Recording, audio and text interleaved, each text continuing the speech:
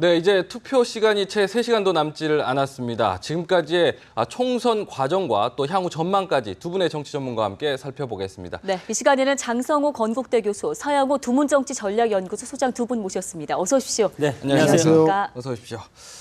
네, 먼저 저희가요, 이번 총선과 관련해서 다양한 이야기를 좀 나눠보기 위해서 판넬을 좀 준비해봤는데요. 간단하게 저희가 좀 몇 가지만 여쭤보도록 하겠습니다. 일단 저희가 5개지를 준비를 했는데 첫 번째 키워드부터 좀 뜯어보겠습니다. 지금 보면은 최악의 19대 국회라는 평가가 있거든요. 네.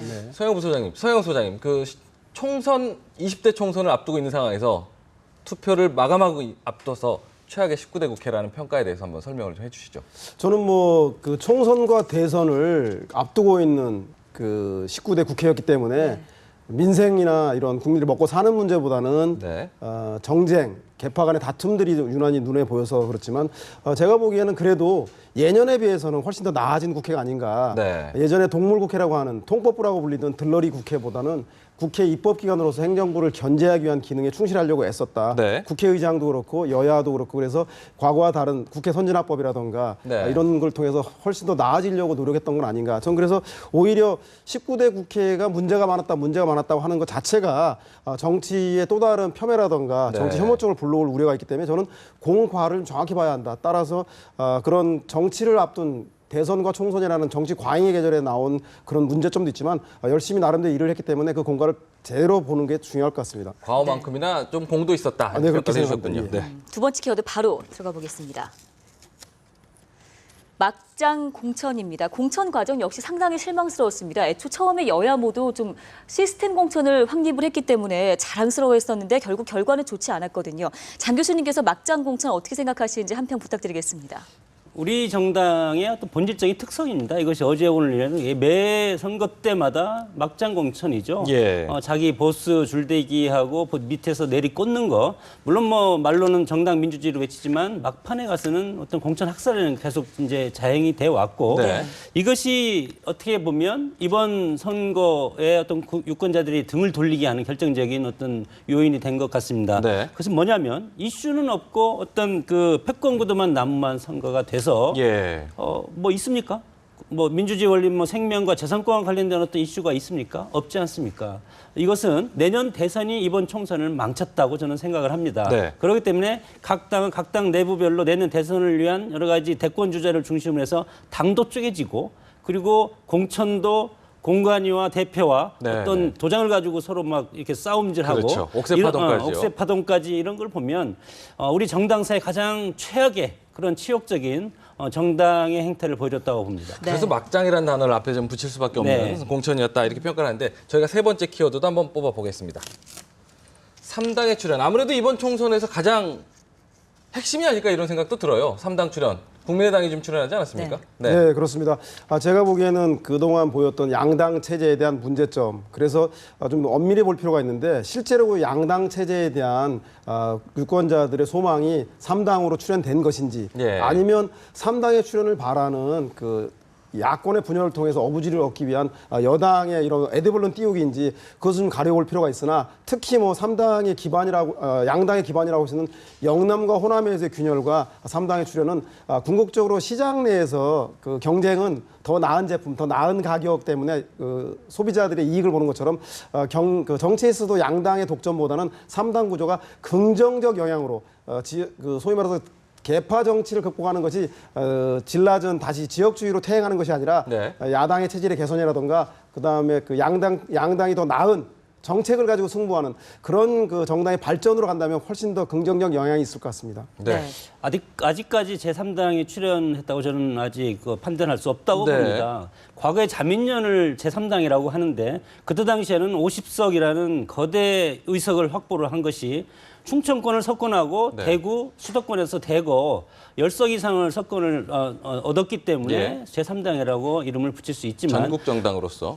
그러나 지금 국민의당을 보면 호남 정치 세력, 호남 패권 세력이죠. 호남 패권 세력이 일단 더민주 문재인 대표를 떠나서 과거의 구민주당, 꼬마민주당처럼 국민의당 이름으로 다시 호남을 기반으로 만들어지고 이것이 결국은 내년 대선을 향한 호남 세력 어떻게 보면 정치 세력을 예. 다시 단결해가지고 내년 대선 국민에서 다시 합치는 네. 그런 어떤 징검다리 역할을 할 수가 있다고 봤을 때는 네네. 아직은 제3당의 출연이라고 하기에는 저 상황을 봐야 된다 이렇게 봅니다. 네, 국민의당 그 이른바 녹색바람 과연 총선 결과 이번에 어떻게 나올지 관심 있게 지켜보겠습니다. 저희가 준비한 네 번째 키워드인데요. 텃밭 붕괴입니다. 여야 할 것 없이 공통적으로 나타나는 현상입니다. 참 경고했던 영호남 지역주의에 균열이 생기게 될까요? 어떻게 예상하십니까? 지금 뭐 예를 들어서 방금 말씀드린 국민의당이 오히려 지역주의를 자극하고 있습니다. 그래서 과거에 민주화 운동 이후에 네. 민주도 반민주구가 깨지면서 지역 패권 정당이 우리가 지금 쭉 이어져 오지 않았습니까? 이것이 과연 지금 이슈가 없는데 그러면 지역 패권 정당이 다른 정당으로 이슈 중심으로 정책 중심으로 이렇게 바뀔 수 있겠느냐? 그것은 안 된다고 봅니다. 여기에서 텃밭이 붕괴된 것은 일시적으로 붕괴됐다고 봅니다. 공천 갈등이죠. 막장 공천의 결과에 따라서 텃밭이 붕괴됐고 내년 대선을 기점으로 해서 철저하게 지역주의 정치가 다시 회귀될 가능성이 상당히 많다고 봅니다. 네. 아울러 뭐 여에서 야로, 야에서 여로 영호남이 그렇게 정치의 선순환 구조가 이루어진다면 예. 훨씬 더 생산적인 것이 될 텐데 아쉽게도 영남 지역은 여여의 갈등, 그다음 호남 지역은 야야의 갈등이기 때문에 네. 그 장성호 교수님 말씀하신 것처럼 엄밀한 의미에서의 그 텃밭 붕괴라고 보기에는 한계가 좀 있지만 그래도 예전에 비해서는 괄목할 만한 진전인 것은 틀림없는 것 같습니다. 네. 네. 저희가 마지막 키워드를 한번 뜯어보겠습니다. 막판 혼전. 사실상 아직까지도 서로 의석수를 좀 예상할 수 없을 만큼 네. 막판까지 혼전이 오지 않았습니까? 읍소 전략이라고 볼 수 있습니다. 예. 과거에 우리 선거의 패턴을 보면 대세론이 주류를 이룬 정치 전략이었는데 예. 오히려 대세론을 하면 그러면 내가 안 가도 되겠구나. 예. 나 하나쯤이야. 이런 것이 이제 텃밭을 중심으로 상당히 그런 것을 작동하기 때문에 김무성 대표가 애초에 180석을 얘기를 했다가 네. 수도권에서 대거 견제 심리가 활동하니까 예. 바로 꼬리를 내리고 130석, 114석 이렇게 얘기하고 있지 않습니까? 네. 그래서 읍소론 이런 것을 하면 상당히 집토끼들이 투표장에 갈 가능성이 상당히 많은데 네. 지금 투표율을 보면 움직이고 있지 않은 것이 상당히 지금 보이고 있습니다. 네, 네. 이런 상황에서 봤을 때 수도권에 지금 계속 여러 가지 대격전지가 상당히 많지 않습니까? 예. 네. 이것이 나중에 개표를 해봐야만이 결과가 나올 가능성이 상당히 많다고 봅니다. 네. 아울러 뭐 텃밭 붕괴의 필연적 결과가 제가 보기에는 막판 혼전인 것 같은데요. 예전에는 고정 지지층이 얼마나 결집하는가가 선거의 당락의 주요한 변수가 되었는데 이번 선거의 경우에는 높은 사전 투표율에서 보듯이 네. 오늘도 투표율이 상당히 높고 네. 그리고 20대, 40대 부동층들이 적극적으로 투표 의사를 밝히고 있고 예. 특히나 교차 투표율을 높이는 등 예전에 비해서 고정 지지층보다는 네. 결정적으로 부동층의 표심이 중요하기 때문에 부동층들은 또 여론조사라든가 출구조사에서 응하지 않는 것이 자기의 속내를 드러내지 않는 것이 특징이다 보니까 예. 안개 속에서 그 표심들이 종잡을 수 없는 그런 현상을 나타낸 것이라 생각이 듭니다. 그러니까요. 저희가 이제 지금까지 해서 뭐 그동안에 이제 그 총선 과정을 한번 평가를 해봤는데 오늘 투표 상황을 보면요. 오전까지만 해도 이 정도 투표율이라면 투표율이 꽤 낮겠는데라고 생각을 했습니다. 근데 오후 1시에 이제 사전 투표율이 더해지면서 이제 나오는 거 보면 지금 투표율은 46.5%까지 지금 나왔거든요. 3시까지는. 네. 기존 그 지난 19대 총선 때보다는 좀 높은 수치가 나오고 있는데 이게 막판까지 모르겠습니다. 어떻게 좀 전망을 하시는지 궁금합니다. 근데 이제 황사 미세먼지가 많아가지고 오히려 또 투표장에 비가 오는 것보다 더 안 갈 가능성이 있고 지금 메르스도 또 뭐 뉴스에 나오던데 예. 하여튼 지난 19대 총선의 54.2% 투표율이었는데 예. 지금 그때보다도 지금 공천 파동이라든가 막장 공천 이런 거 정치적인 실망감이 유권자 중심으로 해서 텃밭 중심으로 상당히 지금 많이 만연되고 있지 않습니까? 예. 정치 불신이죠. 예. 이런 것이 투표장으로 견인할 수 있는 그리고 유권자들한테 어필할 수 있는 정책이라든가 내가 투표를 함으로써 내가 얻을 수 있는 이익이 무엇인지 예. 예를 들어서 세금이라든가 뭐 복지라든가 뭐 이런 거에 대해서 있습니까? 국민들은 그런 것은 알지도 못하고 오히려 내년 대권을 향한 각 당의 집안 싸움 그리고 여와 야의 어떤 대선 구도 이런 걸로 가기 때문에 국민들은 내가 이걸 찍어도 나한테 오는 것이 없다. 네. 물론 유권자는 주권자로서 아주 그 엄중한 준엄한 어떤 그런 심판자지만 네. 그런 의미에서 내가 안 간다. 안 가면 투표에 참여하지 않으면서 비판적인 투표를 반대하는 그런 모습을 취할 가능성도 있다고. 저는 약간 좀 생각이 좀 다른데요. 네. 뭐 사랑보다 미움이나 증오가 더 강한 감정인 것처럼 예. 정권 후반부에 치러지는 선거, 집권당에 대한 집권 정부 여당에 대한 평가가 있고 예. 또 집권 후반일수록 안정을 위해서 야당을 심판해 달라고 하는 두 정당 모두 다 공이 심판 선거, 즉 증오의 선거를 보여주고 있기 때문에 제가 보기엔 유권자들이 이번에는 좀 두 여당이든 야당이든 심판을 위해서 적극적인 의사를 표현할 가능성이 높아서 저는 예년의 총선 투표율보다는 정권 후반부에 치러지는 선거라서 투표율은 상당히 높을 것 같습니다. 네. 네. 그러니까 이건 뭐 있을 수가 없는 얘기일 수도 있는데 예를 들어서 비례대표 같은 경우로 해서 마이너스 1표를 줄 수 있는 그런 권한을 주면 오히려 투표장이 엄청나게 많은 유권자들이 갈 가능성이 있습니다. 참 선거에서 투표율 못지않게 이번 선거에서 또 승패를 가릴 변수 중에 하나 꼽힌 게 교차 투표입니다. 내가 지지하는 그 지역구 후보하고 비례대표 정당 투표를 다르게 하는 건데요. 어느 정도로 예상하세요? 국민의당 출연이 또 이 부분에 한몫했다는 얘기도 있거든요. 그런데 이제 유권자들이 대중이라는 것이 이제 뭐 엘리트랑 대중은 사실은 생각이 이게 짧지 않습니까? 왜냐하면 아주 순수한 마음으로 가기 때문에 우리 정치하는 사람들은 복잡하게 생각하고 아 그래 당은 이거 찍고 후보자는 이거 찍고 이렇게 복잡하게 할 수 있을 것이다. 이것이 이제 소위 말해서 교차 투표율이고 이것이 이제 국민의당이 탄생이 돼서 이제 나오는 말인데 네. 대략적인 어떤 정당의 어떤 투표 패턴을 보면 후보자와 정당이 일체화되는 것이 80% 이상이라고 이렇게 통계적으로 나와 있습니다. 네. 거기서 10% 정도에서 교차 투표율이 이루어질 수도 있을 것 같은데 네. 그렇게 됐을 때는 수도권에서 더민주가 훨씬 유리하게 되고 더민주가 수도권에서 유리한 만큼 이것이 다시 역으로 호남으로 내려간다고 했을 때 호남에서 국민의당이 교차 투표율에서 상쇄를 하다 보면 그렇게 국민의당도 이득 보는 것은 저는 없다고 봅니다. 그러니까 교차 투표의 특징은 그 새누리당을 찍다가 더민주를 찍거나 네. 더민주 지지자가 새누리당을 찍는 경우는 별로 없고요. 아까 말한 그렇겠죠. 3당이 득을 보게 되는데 네. 아시다시피 영남, 호남에서 고정 지층이 강한 지역에서는 이 교차 투표가 별로 의미가 없는데 네. 아까 장성호 교수님이 얘기한 대로 10%만이 하더라도 수도권 박빙 지역 네. 122곳 중에서 이미 거의 뭐 제가 알기로는 한 5, 60군데 이상을 양당에서 접전적으로 보기 때문에 예, 예. 그 정도의 교차 투표율이라도 수도권의 부동층의 표심을 잡아가는 데는 결정적인 역할을 하지 않을까. 그래서 네. 이번 선거의 가장 큰 특징이 제가 보기에는 3당의 출연과 더불어서 3당의 표심이 교차 투표로 반영될 것인가 어느 네. 정도 될 것인가가 큰 영향을 줄 것 같은 건 사실인 것 같습니다. 총선 이후의 상황도 사실 저는 궁금한데요. 지금 새누리당 같은 경우 특히 이제 주목되는 게 무소속 탈당 무소속 후보들의 지금 돌풍이 좀 부은다 이렇게 그동안 전망해오지 않았습니까? 그동안의 관례를 좀 살펴보면은 그동안 계속 복당을 해왔기 때문에 혹시 이 문제와 관련해서도 성적에 따라서 과반을 하느냐 못하느냐 또 결정적인 뭐가 있겠지만은 만약 못했을 경우는 복당 문제도 굉장히 또 이렇게 중요한 그 쟁점이 되지 않을까요? 저는 역설적으로 만약에 과반 달성이 안 되더라도 아주 뭐 100석이 하겠습니까? 네. 145라든가 150 사이가 될 텐데 네. 그렇게 됐을 경우에 즉 그 집권 여당이 단독 과반이 되지 않았을 경우에 오히려 예. 과반을 위해서 친여 무소속 후보들에 대한 영입과 복당들이 활발하게 이루어질 것 같고요. 예. 그렇게 되면 지금의 고난의 세월을 보냈던 친박 무소속 연대 후보들이 오히려 여당의 전체적 위기 속에서 이러다가 정권 교체도 안 되는 게 아닌가라고 네. 하는 속에서 현재 주류 세력이라고 하는 친박에 대해서의 구심력이 약화되면서 비박 진영이 오히려 운신의 폭이 넓어질 것 같다는 건 사실인 것 같습니다. 네, 어떻게 전망하세요?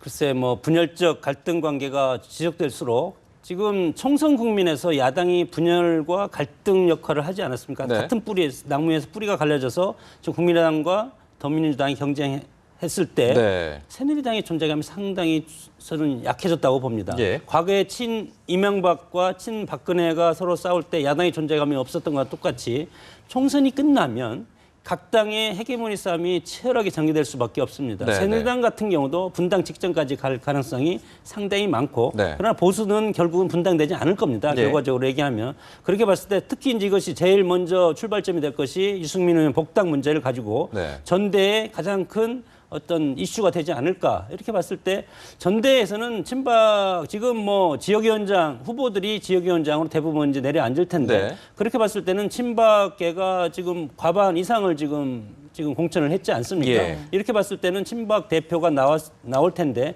그런 경우에 있어서는 유승민 의원은 들어오기가 상당히 어려울 것 같다 이렇게 봅니다. 알겠습니다. 총선 이후에 야권 상황은 조금 더 복잡해 보입니다. 특히 호남 지역에서 의석수를 과연 어느 쪽이 얼마만큼 차지하느냐에 따라서 이제 제1야당의 입지도 달라지게 될 거고요. 과거처럼 일당 독점 체제는 분명히 없어질 것은 확실해 보이거든요. 어느 정도로 예상하십니까? 저는 뭐 그렇게 보지 않습니다.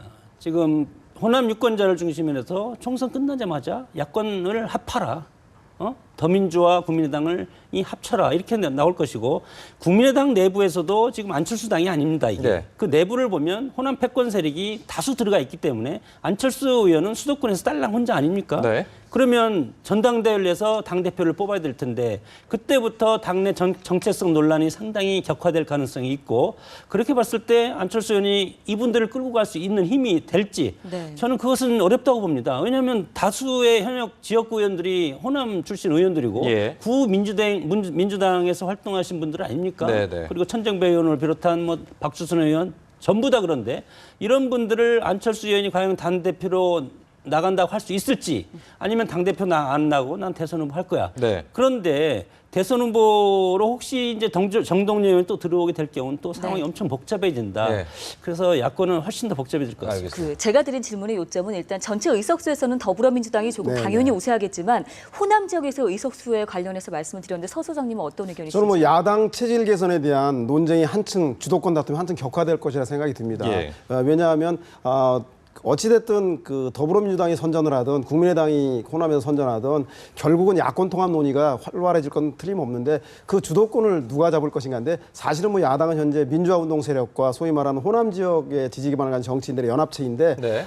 그 호남이 주도하는 야권 연대인지 아니면 민주화 운동 세력이 주도하는 야권 연대인지가 가름 나올 텐데요. 네. 제가 볼 때는 합리적으로 두 세력 다 20년 전 김대중 전 대통령이 그 야당의 토대를 만든 이후에서 한 걸음도 나아가고 있지 못해서 김종인 대표라고 하는 외연 확장의 상징들이 당의 그 비상대책위원회를 맡는 것처럼 아무래도 저는 누가 되든지 간에 야당 체질 개선에 대한 논쟁은 필연적으로 나올 수밖에 없을 것 같다. 네. 이렇게 네. 전망할 수 있겠습니다. 끝으로요. 저희가 이제 그 보면은 총선이 끝나고 나면 내년 말에 이제 대선이 있지 않습니까?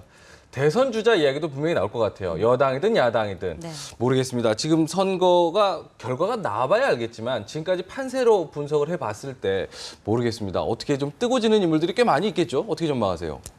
총선에서 낙선을 하면 대선도 아웃이라고 봅니다. 네. 총선에서 살아남은 자 중에서 대선으로 직행할 사람들이 상당히 많은데 이렇게 봤을 때 더민주에서는 문재인 대표는 이미 출마를 하지 않았기 때문에 예. 상수입니다. 네. 대선을 갈 수 있는 조건이 되어 있고 네. 그다음에 종로에서 정세균 의원을 저는 주목해 봐야 된다고 예, 봅니다. 예. 여기에서 오세훈 둘 다 저는 대선 주자급이라고 보고 예를 들어서 정세균 의원이 오세훈 후보를 꺾고 여기에서 당선이 되면 문재인과 필적할 만한 대선 주자가 될 가능성이 상당히 많다. 예. 이렇게 보고 국민의당 같은 경우는 저는 미래를 예측할 수가 없습니다. 네. 안철수 의원이 지금 당 대표, 당의 얼굴이긴 하지만 이것은 한시적으로 4.13 총선을 위한 한시적인 호남 패권 세력이 안철수 의원을 내세운 것 같고 네. 그 다음에는 내부적인 어떤 역학관계가 있지 않습니까? 내부전 파워 게임에서 예. 과연 안철수는 이것을 딛고 이룰 수 있을지 네. 그것은 앞으로 두고 봐야 될 것이고 새누리당도 마찬가지로 친박과 그다음에 비박계 치열하게 싸움을 하는데 예. 과연 김무성 대표가 옥새 파동과 공천 파동에 대해서 바로 내일부터 친박에서 공세가 들어올 텐데 이 싸움을 어떻게 예봉을 피해가면서 이것을 할 수 있을지 엄청 어려운 그런 지리한 그런 어떤 정치적인 고난의 길이 시작됐다고 봅니다. 셈법이 굉장히 복잡할 것 같고요. 뭐 새로운 인물은 차치하고 일단 뭐 지금 여야의 대선자 1, 2, 3위인 김무성, 문재인, 안철수를 보더라면 제가 보기엔 김무성 대표와 안철수 대표 같은 경우는 의석수를 기준으로 단일한 평가 기준을 제시했는데 네. 거기 문재인 대표는 107석이라고 하는 김종인의 마지노선과 본인이 얘기했던 호남의 지지를 받지 않으면이라고 예, 한 예. 단서가 따라서 제가 볼 때는 더 가혹한 시험은 두 번의 시험을 통과해야 되는 문재인 대표가 어려운 시험을 맞이하기 때문에 아무래도 총선 이후 결과에 대해서 문재인 대표의 거취 문제 내지는 그 정책 운명 문제가 더 가혹한 시험대에 있는 건 아닌가 그렇게 평가해 볼 수 있겠습니다. 네. 알겠습니다. 전문가들과 함께 총선 과정을 평가하고 향후 정국까지도 좀 전망을 해봤는데요. 투표 마감까지 한 2시간 반 정도 남았는데 아직까지 마음을 정하지 못한 분들께서 어떻게 좀 결정하는 데 도움이 좀 됐으면 좋겠습니다. 여기서 마무리하겠습니다. 고맙습니다. 네, 고맙습니다.